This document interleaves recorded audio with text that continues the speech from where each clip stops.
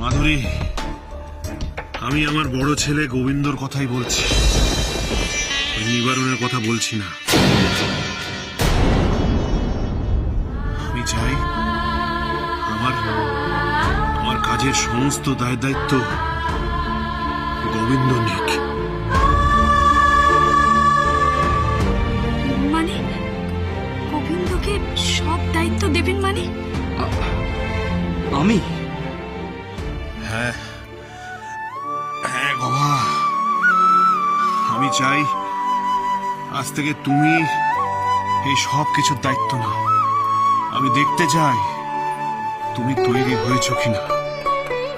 আজ তোমার পরীক্ষা বাবা।